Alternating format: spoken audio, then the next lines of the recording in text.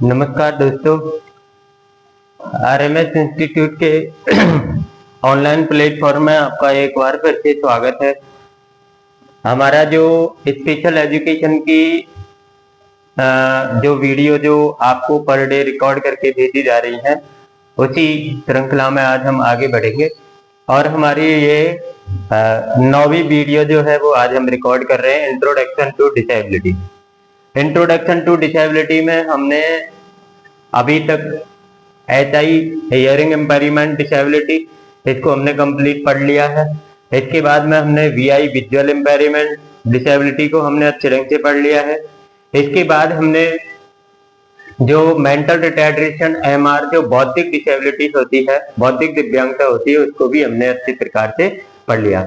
आज हम जो पढ़ेंगे, आज हम पढ़ेंगे चलन संबंधी डिसेबिलिटी जो होती है, उसमें अस्थि विकलांगता को आज हम पढ़ेंगे।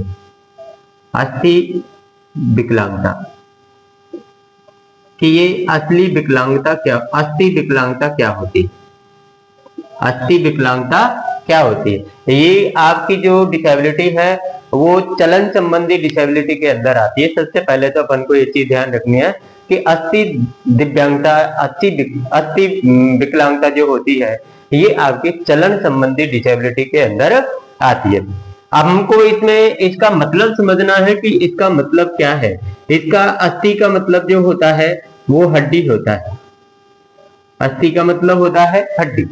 कहने का मतलब ये हुआ कि यदि किसी भी व्यक्ति की जो शरीर में जितनी भी हड्डियां होती हैं, चाहे वो हाथ की हो, पैर की हो या अन्य, जैसे हमारी रीढ़ की हड्डी जो बैठने उठने संबंधी हमको हेल्प करती है, तो जिस हड्डी के द्वारा हमें किसी भी प्रकार से जो है हेल्प मिल रही है, और यदि उस हड्डी के अंदर कोई विकार आ जाता है, कोई विकृति आ जाती है, और उस विकृति के कारण, विकृति का मतलब होता है चाहे वो जैसे टूट जाए या उसमें कोई फ्रैक्चर हो जाए या उसमें कोई टेढ़ापन आ जाए, किसी न किसी प्रकार से यदि उसके अंदर विकार उत्पन्न हो जाता है, तो हम ऐसी स्थिति को अस्थि विकलांगता के नाम से जानते हैं। इसके अंदर आपको क्या होता है कि जैसे कोई भी बच्चा है, जैसे वो अपना दैनिक कार्य नहीं कर पाता है, उसको चलने फिरने में प्रॉब्लम होती है, उसको खड़े होने में प्रॉब्लम होती है, उसको बैठने में प्रॉब्लम होती है, और उसको आप जैसे किसी के हाथ की जो है अस्थि है उसमें प्रॉब्लम है, उंगलियों की अस्थियों में प्रॉब्लम है, तो उंगलियों से संबंधित किए जाने वाले कार्य, जैसे उसको लिखना है, तो उसमें भी उसको प्रॉब्लम हो सकती है। ये सभी प्रकार की जो प्रॉब्लम है ये अस्थि विकलांगता के अंदर पाई जाती हैं। अब आपको इसका अर्थ जो है वो आसानी से समझ में आ गया होगा कि अस्थि विकलांगता क्या होती है। अस्थि विकलांगता एक हड्डी से संबंधित विकृति है जिसमें किसी भी बालक को क्या होता है, चलने में, उठने में, बैठने में, लिखने में या अपने दैनिक कार्य करने में यदि समस्या या कठिनाई होती है, तो उसे हम अस्थि विकलांगता के रूप में जानते हैं। अब अपन देखते हैं कि भाई अस्थि विकलांगता के कारण क्या होते हैं। अस्थि विकलांगता के कारण क्या होते हैं, किस कारण से अस्थि विकलांगता जो है वो आ सकती है। तो पहला कारण यदि अपन बात करें तो सामान्य कारण भी इसके कुछ होते हैं। इसकी कौन से कारण होते हैं? सामान्य। मैंने आपको अन्य विकलांगता जो हमने पढ़ी थी, दिव्यांगता जो हमने पढ़ी थी, उससे मैंने आपको कुछ कारण बताए थे, जैसे जन्म से पूर्व के कारण, है ना, जन्म के दौरान कुछ कारण ऐसे हो जाते हैं, या फिर जन्म के बाद आपके कुछ ऐसे कारण हो जाते हैं जिनके कारण कोई ना कोई डिसेबिलिटी हमारे अंदर आ जाती है। तो यहाँ पर भी हमको वही चीज अपनानी है, लेकिन ये कैसे कारण है? ये सामान्य कारण है। और सामान्य कारण में यदि सबसे पहले मैं बात करूं कि सामान्य कारण में सबसे पहले क्या होता है, तो मैं बात करूंगा आनुवांशिक कारण। कभी कभी क्या होता है कि आनुवांशिक कारणों से भी बच्चे के अंदर डिसेबिलिटी आ सकती है। आनुवांशिक कारण का मतलब होता है कि यदि किसी भी माता पिता के अंदर ऐसी अस्थि विकलांगता या चलन संबंधी कोई भी डिसेबिलिटी उसके अंदर है, तो उससे उत्पन्न जो बच्चे होते हैं उन बच्चों में भी क्या हो सकती है, ये डिसेबिलिटी आ सकती है। कहने का मतलब आनुवांशिक कारण भी हमारी इस डिसेबिलिटी के कारण हो सकते हैं। यदि अधिक आयु में बच्चे का जन्म हो, अधिक आयु में बच्चे का जन्म, बच्चे का जन्म, अधिक आयु से मतलब होता है 45 वर्ष से ऊपर, 45 वर्ष से अधिक। ये क्या है? माता की उम्र है। किसकी उम्र है? माता की उम्र, माता की उम्र। यदि किसी भी बच्चे के माता पिता 45 वर्ष से अधिक आयु के हैं और ऐसी अवस्था में यदि उन्होंने बच्चे को जन्म दिया है तो इसमें अस्थि विकलांगता या अस्थि चलन संबंधी विकलांगता आने की संभावना बढ़ जाती है। ऐसा कोई जरूरी भी नहीं है कि नहीं सा 45 वर्ष से ऊपर यदि कोई भी बच्चे का जन्म होता है तो उसके अंदर ये डिसेबिलिटी आ ही जाए, लेकिन आ सकती है, ऐसा मानना है। एक यदि कुपोषण का शिकार हो, कुपोषण का शिकार हो, अब इसमें दोनों ही हो सकते हैं, जैसे बच्चा या माता, बच्चा या माता, या तो बच्चे को जो है वो कुपोषण हो गया हो या बच्चे की माता को यदि कुपोषण नामक बीमारी से संक्रमित है और ऐसी स्थिति में यदि वो बच्चे को जन्म देती है तो ऐसी स्थिति में उस बच्चे के अंदर अस्थि विकलांगता या चलन संबंधी डिसेबिलिटी आने के चांस बढ़ जाते हैं। ये भी आपको एक अपन को स्वच्छता का ध्यान रखना चाहिए, ठीक है ना। यदि हम किसी भी महिला को यदि प्रसव के समय या प्रसव से पूर्व अपनी स्वच्छता का, अपनी सफाई का ध्यान रखना चाहिए। यदि किसी भी प्रकार से सफाई का ध्यान नहीं रखा जाता है तो भी बच्चे के अंदर जो है वो ये डिसेबिलिटी आने के चांस रहते हैं। ये तो आपके सामान्य कारण है, सामान्य कारण है। अब अपन पढ़ेंगे कि जन्म से पहले ऐसे क्या कारण हो सकते हैं जिनके कारण हमारे बच्चे के अंदर अस्थि विकलांगता आने के चांस रहते हैं या चांस बढ़ जाते हैं, ये अपन को देखना है। ये है जन्म से पहले। दूसरा हो गया आपका जन्म से पहले। तो जन्म से पहले ऐसे कौन से कारण रह सकते? बच्चे का जन्म नहीं हुआ है तो बच्चे के जन्म से पहले यदि आपको कोई ऐसी सावधानी रखनी हो, जैसे माना कि किरणों का अधिक प्रयोग होने से, किरणों के अधिक प्रयोग से।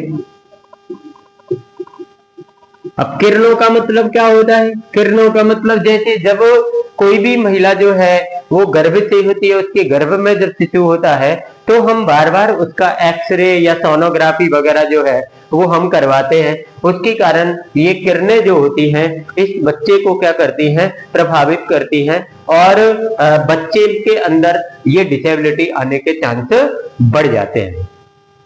एक दूसरी बात होती है अधिक दवाइयों के प्रयोग से। अधिक दवाइयों के प्रयोग से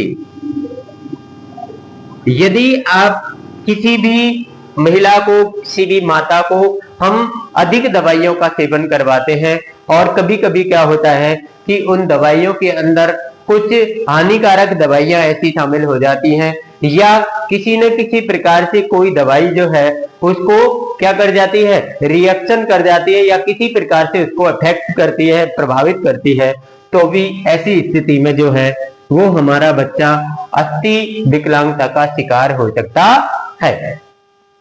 एक संक्रमण यदि हो जाए, क्या हो जाए? संक्रमण।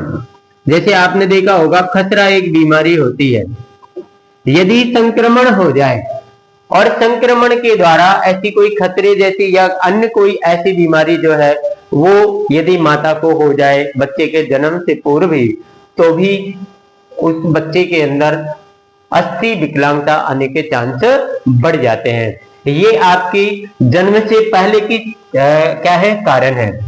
अब जन्म से पहले के कारण के बारे में आते हैं आपकी जन्म के समय, जो हमने पढ़े हैं पहले भी। जन्म के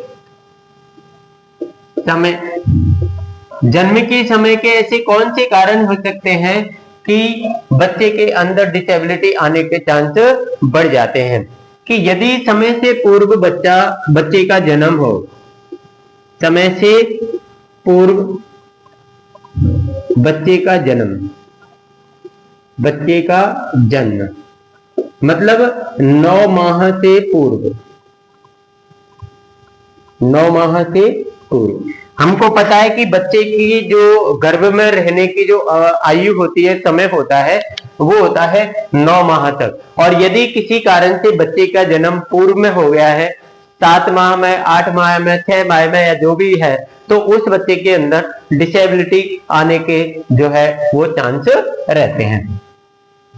अगली जो बात होती है कि जन्म के समय चोट लगने से, जन्म के समय चोट लगने से,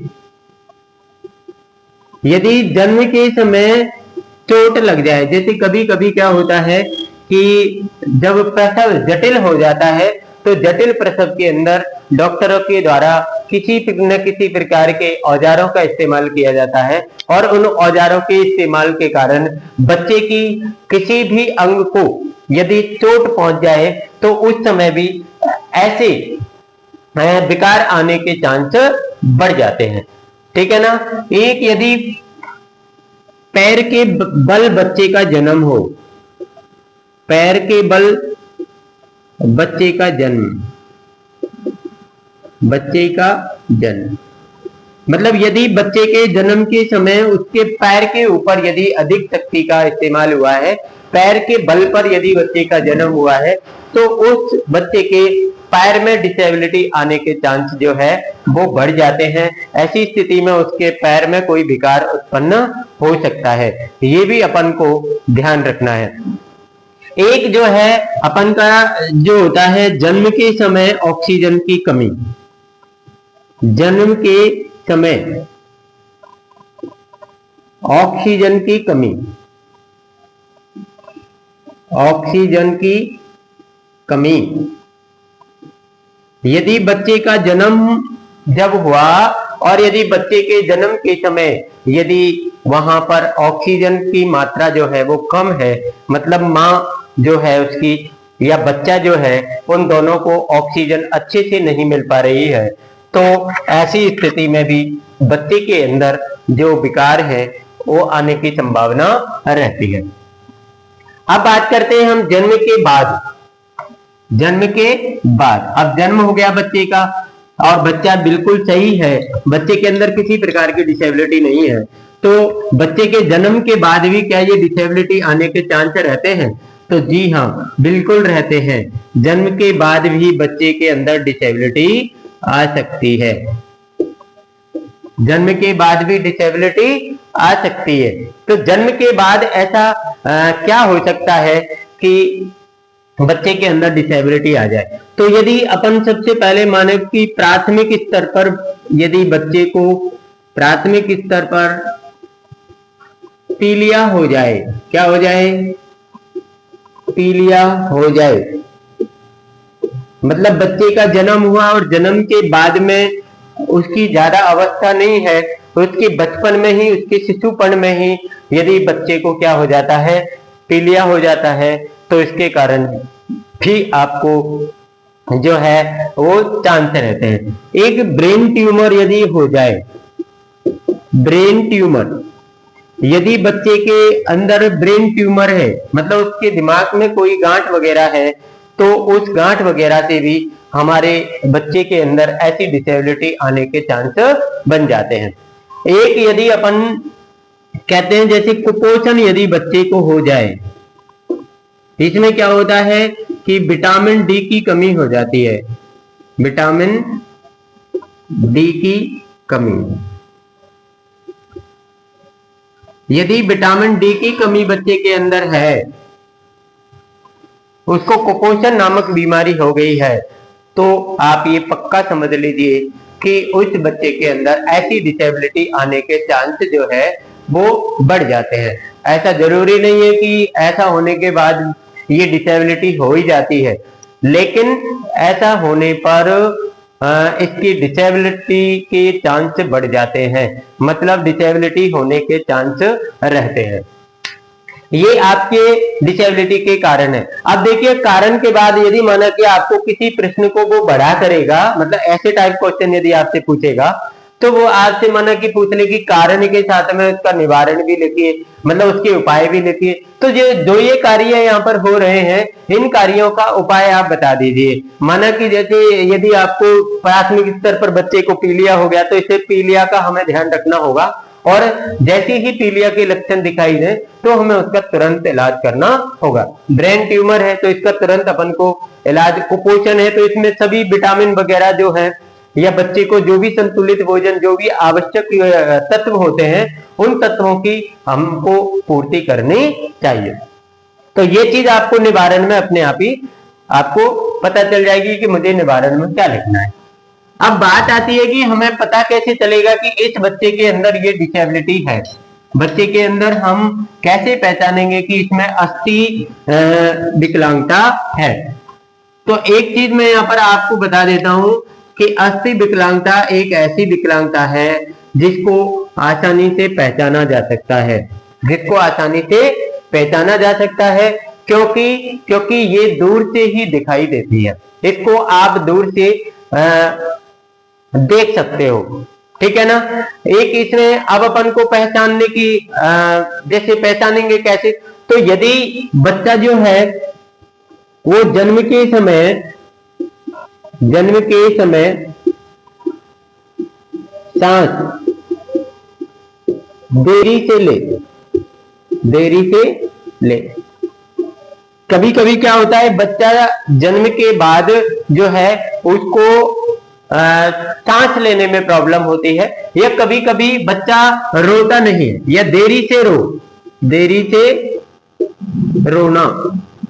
बच्चा, आपको पता है कि जन्म के तुरंत बाद ही बच्चा जो होता है वो रोता है, और यदि ऐसा नहीं हो रहा है, यदि ऐसा कुछ देर बाद होता है तो इसका मतलब है कि हमें उस बच्चे के अंदर ये डिसेबिलिटी होने के चांस ज्यादा रहते हैं। एक शरीर का नीला पड़ना,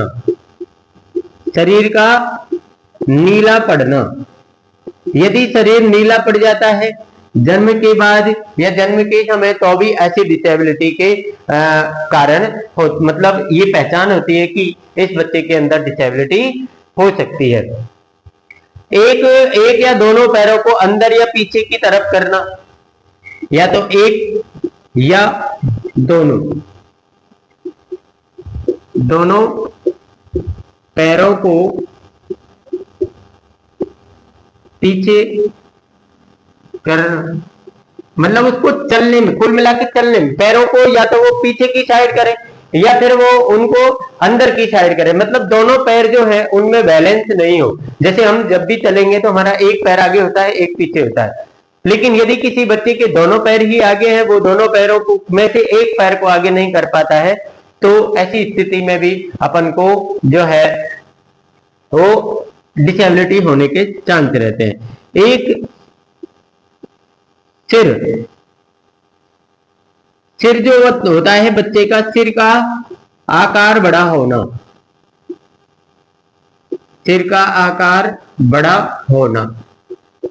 यदि सिर का आकार बड़ा है बच्चे का, तो भी हम समझ जाएंगे कि इस बच्चे के अंदर कोई ना कोई प्रकार की डिसेबिलिटी जो है वो हो सकती है। एक जो है, यदि कि बच्चे के जोड़ों में दर्द है, जोड़ों में दर्द महसूस करना,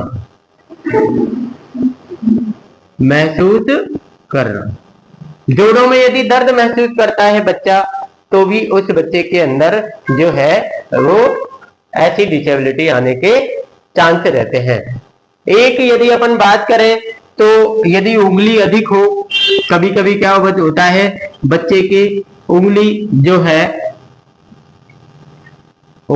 अधिक हो, जैसे किसी बच्चे के माना कि हमारे हाथ में जो है वो एक अंगूठा और 4 उंगली है, 5 है टोटल, लेकिन किसी बच्चे की यदि 6 हो जाती है, जैसे किसी में से एक में से आधी और हो जाती है, दूसरी निकल जाती है, तो ऐसी स्थिति में भी हमें बच्चे के अंदर ये डिसेबिलिटी की पहचान दिखाई देती है कि ऐसी डिसेबिलिटी उसके अंदर हो सकती है। तो ये बच्चे की पहचान है। पहचान हम ऐसे कर सकते हैं कि ये बच्चा जो है अस्थि विकलांगता का शिकार हो गया है। अब अपन पढ़ेंगे इनकी रोकथाम कैसे की जा सकती है। यदि हम अस्थि विकलांगता को रोकना चाहें तो इसकी रोकथाम कैसे की जा सकती है। इसकी रोकथाम के उपाय, रोकथाम के उपाय, इसकी रोकथाम कैसे की जाए। तो सबसे पहली यदि बात जो है वो ये है कि अधिक उम्र में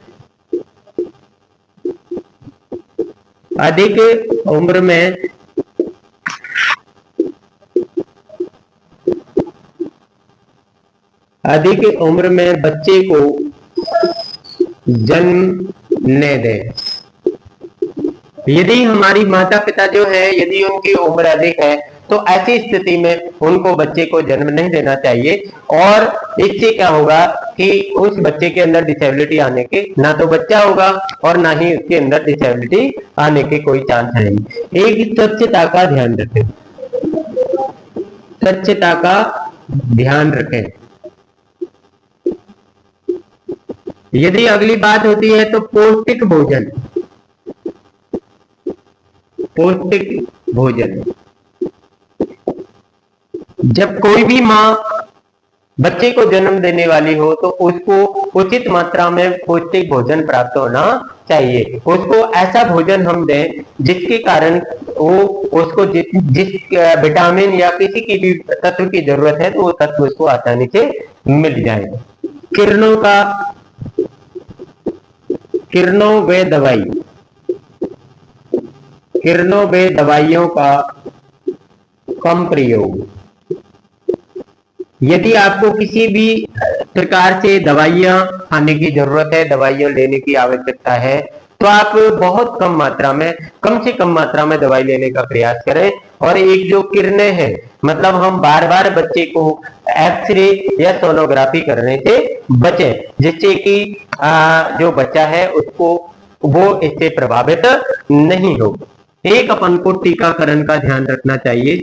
टीकाकरण, आपको पता है सरकार के द्वारा समय समय पर टीका लगाने के लिए सबको जागरूक किया जाता है, सबको बताया जाता है कि कौन कौन से समय में कौन कौन सा जो टीका है वो लगाया जाता है।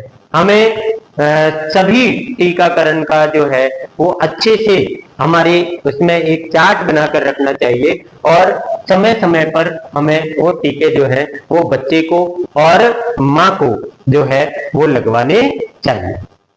ये है आपकी क्या है, रोकथाम। अब अपन पढ़ेंगे कि इस अस्थि विकलांगता के प्रकार कितने होते हैं, कौन कौन से प्रकार की अस्थि विकलांगता होती है। और ये चीज पढ़ने के बाद में हमारा अस्थि विकलांगता का जो टॉपिक है वो समाप्त हो जाएगा। अस्थि विकलांगता के प्रकार, अस्थि विकलांगता के प्रकार। अस्थि विकलांगता के प्रकार जो है, यदि हम पहले प्रकार की बात करें तो पहला प्रकार होता है इसका पक्षाघात। पक्षाघात, पक्षाघात के अंदर क्या होता है, पक्षाघात जो होता है जब किसी भी व्यक्ति का के शरीर का कोई भी अंग जो है वो शक्तिहीन हो जाए। क्या हो जाए, कोई भी अंग शक्तिहीन हो जाए, शक्तिहीन हो जाए, मतलब उसकी जो पावर है वो खत्म हो जाए, और उसकी पावर खत्म होने से उस व्यक्ति के अंदर जो है उससे संबंधित शक्तिहीनता आ जाती है, उसके अंदर जो शक्ति है वो खत्म हो जाती है, तो इसको हम पक्षाघात के नाम से जानते हैं।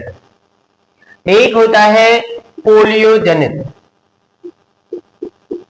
पोलियो जनित, पोलियो जनित का मतलब है, आपको पता है पोलियो क्या है, एक रोग है। और पोलियो रोग होने के कारण यदि किसी बच्चे के जो है हाथ में, पैर में, यदि किसी अन्य अंग को पोलियो प्रभावित करता है तो ऐसी स्थिति में उसको पोलियो जनित अस्थि विकलांगता के नाम से हम जानते हैं।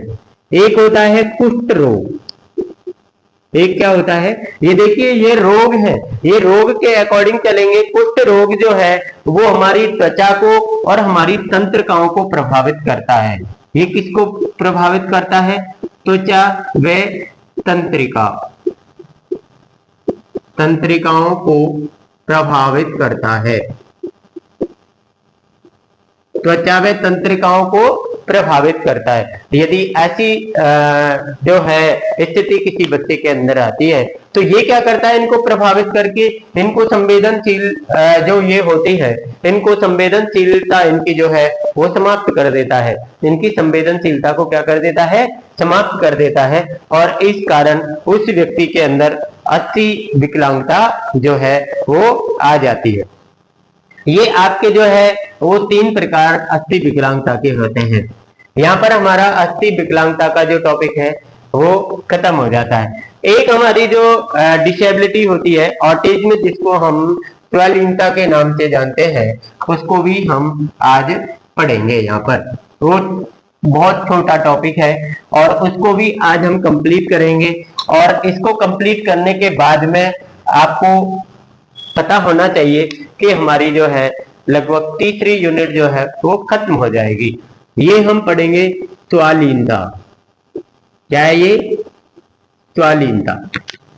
ये क्या है, स्वालीनता, ऑटिज्म।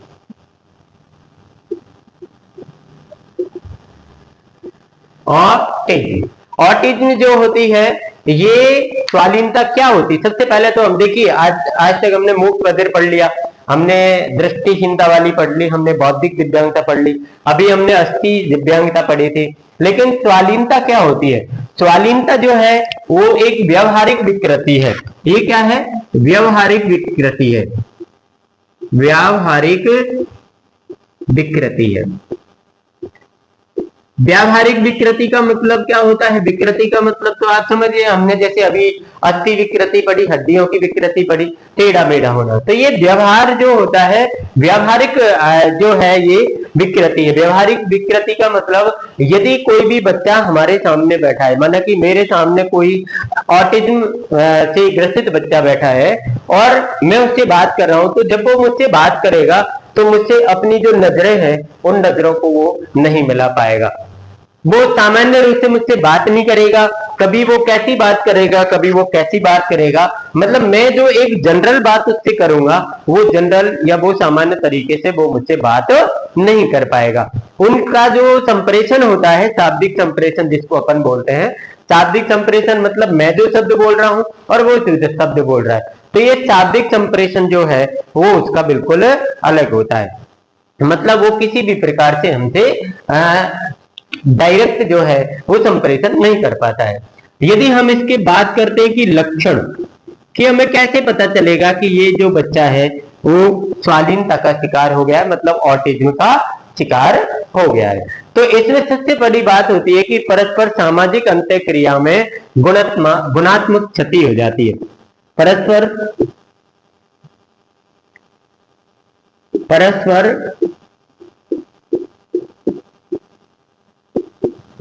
सामाजिक अंतःक्रिया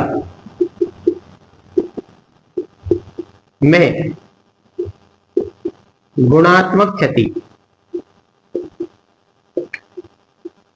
मतलब वो समाज में रहता है, परस्पर लोगों के साथ जब वो संबंध अपने जैसे भाई के साथ भाई जैसा, माता पिता के साथ माता पिता जैसा, पड़ोसी के साथ पड़ोसी जैसा संबंध, इनको संबंधों को निभाने में उसको बड़ी प्रॉब्लम होती है।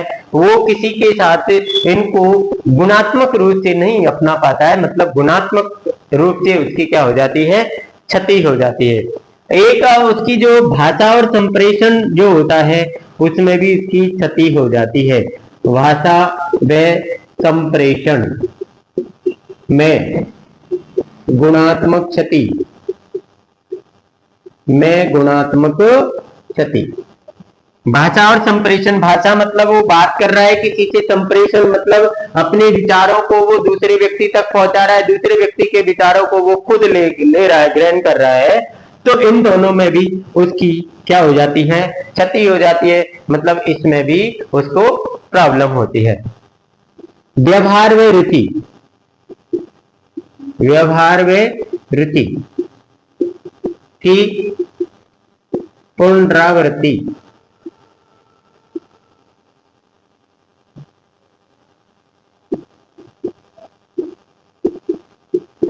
व्यवहार व रुचि की क्या हो जाती है, पुनरावृत्ति हो जाती है। मतलब वो एक ही व्यवहार को कह दो बार बार करेगा, एक ही उसकी कोई चीज में रुचि होगी, उसको वो बार बार मांग करेगा, उसके बारे में वो बार बार आपको बताएगा। इसलिए इसमें व्यवहार और रुचि के अंदर भी क्या होती है, पुनरावृत्ति इसमें हो जाती है।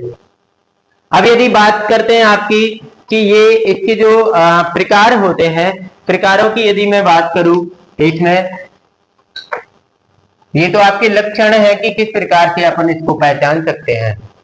यदि मैं प्रकारों की बात करूं तो नंबर 1 में यदि अपन बात करेंगे प्रकारों की, तो भाषा संबंधी विकृति होती है। कौन सी? भाषा संबंधी विकृति। भाषा संबंधी विकृति का मतलब क्या होता है कि यदि किसी भी बालक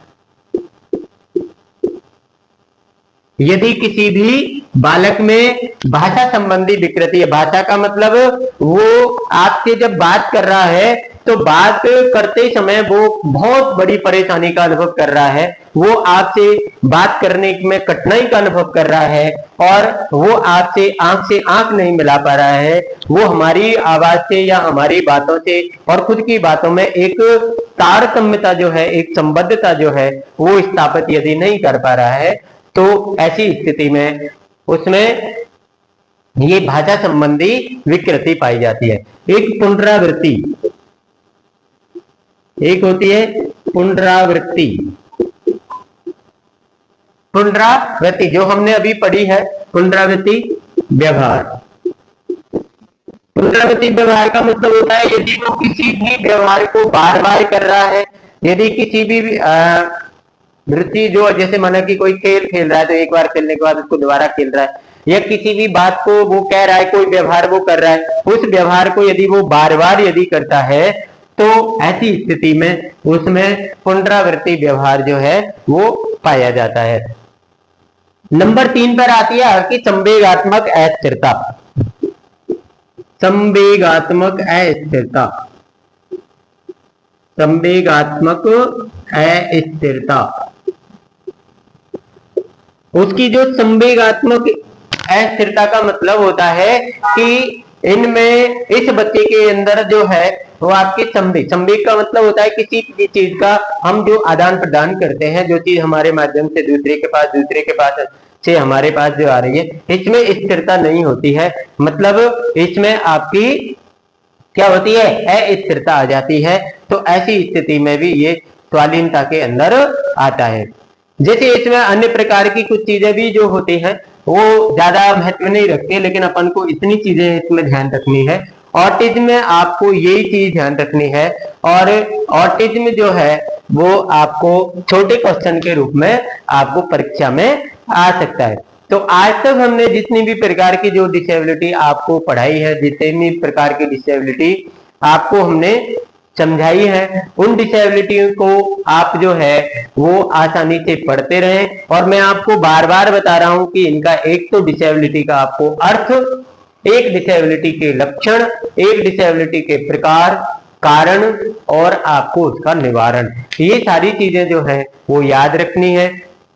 इनको अच्छे ढंग से इनका अर्थ समझ यदि आप जाओगे तो आपको इसमें कोई परेशानी नहीं आएगी। कारण और निवारण लगभग आपके जो है वो सेम होते हैं, ठीक है ना। तो ये आज का जो है हमारा ये यहीं पर हम समाप्त करेंगे, क्योंकि आगे हमारी जो है वो नेक्स्ट यूनिट हम पढ़ेंगे, और उसमें हम पढ़ेंगे मेंटल इलनेस। मेंटल इलनेस मतलब मानसिक रूप से यदि किसी व्यक्ति को रोग हो जाए, मानसिक रोग हो जाए, या उसको आप मानसिक रुग्णता के नाम से बोल सकते हो, मानसिक रोग के नाम से बोल सकते हो, तो ये कौन सी स्थिति होती है, ये कौन सी डिसेबिलिटी होती है, ये डिसेबिलिटी से किस प्रकार भिन्न होती है, ये सारी चीजें जो है हम उसके अंदर पढ़ेंगे। आज की वीडियो को हम यहीं पर विराम देंगे। आप हमारा जो है वो चैनल लगातार देखते रहिए, दूसरे लोगों तक भी भेजिए। और भैया जो भी इस वीडियो को देखता है वो नीचे कमेंट करके एक अपनी एक अटेंडेंस टाइप ये दे दे कि भैया मैं आपकी ये वीडियो देखता हूं और मुझे इससे ये फायदा हो रहा है। तो इससे हमारा जो है एक हौसला, एक मनोबल जो है वो बढ़ता है। ठीक है, आप पढ़ते रहिए, आपका भविष्य उज्जवल हो, ये हमारी ईश्वर से कामना है। और best of luck for you.